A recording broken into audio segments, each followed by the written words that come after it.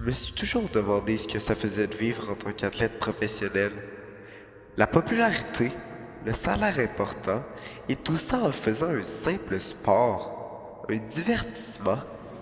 Cette vie est-elle aussi simple que cela? Eh bien, afin de répondre à toutes ces questions, nous nous sommes lancés dans ce grand reportage, l'un des plus gros projets scolaires de notre vie. Voici les faces cachées du sport par Ilias Pagé et Antoine Bourdeau.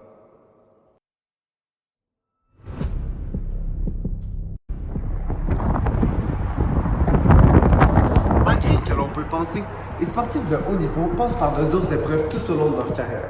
Que ce soit les risques qu'ils courent psychologiquement, les conséquences sociales de ce mode de vie, ou encore les Blessures. physiques pouvant mettre un terme à leur carrière à tout moment, la vie d'un athlète professionnel n'est pas toujours facile.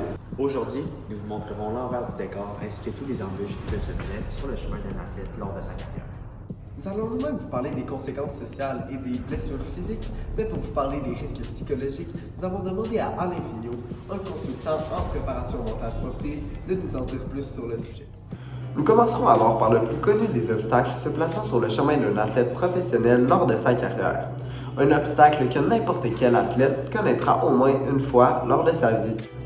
Qu'elles soient mineures ou plus graves, les blessures physiques peuvent causer d'horribles dommages pour l'avenir professionnel d'un athlète. Pour vous montrer en profondeur les causes et conséquences de celles-ci, nous allons analyser avec vous l'histoire de sportifs tels que Mario Lemieux ou encore Tracy McGrady pour en faire ressortir les blessures physiques qui s'y cachent.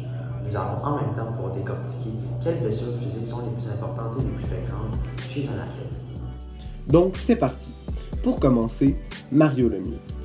Bien que cet incroyable joueur de hockey fût surnommé Super Mario ou encore le Merveilleux, il fut l'un des plus malchanceux que la Ligue nationale de hockey ait connu. En commençant par des blessures au dos durant les années 1980 jusqu'aux années 1990, ou encore des blessures à la hanche durant les années 2000, sa carrière fut emplie d'épreuves. Ces blessures entrent dans notre première catégorie, les blessures articulaires. Celles-ci surviennent la plupart du temps lorsque des os se déplacent et amènent des complications telles que la luxation. Malheureusement, notre cher Mario ne sera point épargné lors de sa carrière alors qu'il sera atteint de la maladie d'Hodgkin, un cancer du système lymphatique. Le site balco.ca nous Informe que outre que ses 2 Coupes Stanley et sa médaille d'or aux Jeux olympiques de 2002 à Salt Lake City, la carrière de Mario Lemieux sera marquée par plusieurs passages à l'hôpital. Il devra même se retirer complètement lors de la saison 1994-1995 dû à la fatigue générée pour le combat contre sa maladie. Par la suite, il aura plusieurs problèmes cardiaques tout au long de sa carrière. Les maladies sont donc une deuxième blessure très dangereuse pour les athlètes. Et malgré ce que plusieurs pourraient penser, en plus d'avoir des effets positifs sur la contraction de maladies, faire du sport peut avoir des effets très négatifs sur celle-ci. Et oui, en réalité, faire de gros efforts intenses a pour conséquence de baisser la force du système immunitaire et donc d'augmenter les chances de contracter une maladie. Le deuxième sportif que nous aborderons est Tracy McGrady. Celui-ci a eu de graves problèmes au dos, aux genoux et même aux épaules durant sa carrière. En 2013, le magazine spécialisé Time a même écrit qu'il aurait pu être l'un des meilleurs marqueurs de l'histoire de la Ligue. Cet énorme marqueur de 2 mètres et 3 restera donc un mystère pour la Ligue de la NBA, comme il n'aura pas su prouver son réel talent en raison de nombreuses blessures qui se mirent sur son chemin.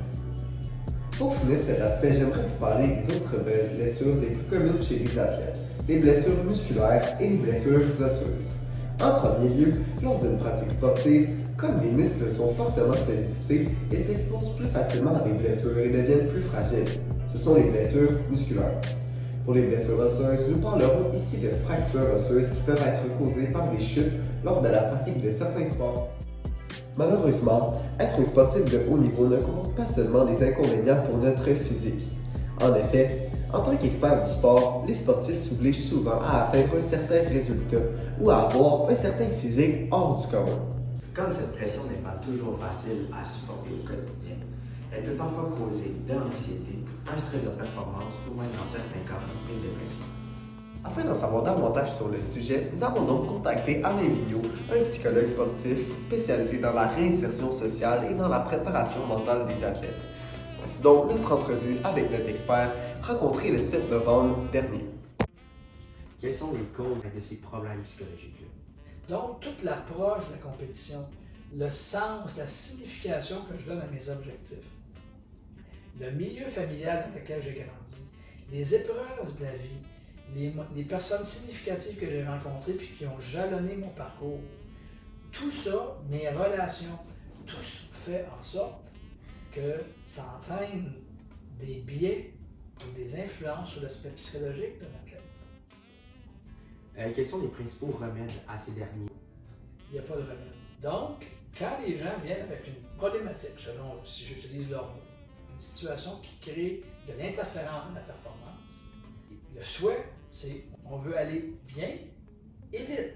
C'est comme si je vous demandais combien d'années que vous pratiquez votre cardio, votre lancer au baseball ou peu importe votre lancer. C'est des milliers et des millions de répétitions. Et quand on arrive mentalement, on veut développer ce qu'on appelle nos fonctions exécutives dans notre cerveau. Comme ça. Bien, ça, c'est une incohérence totale.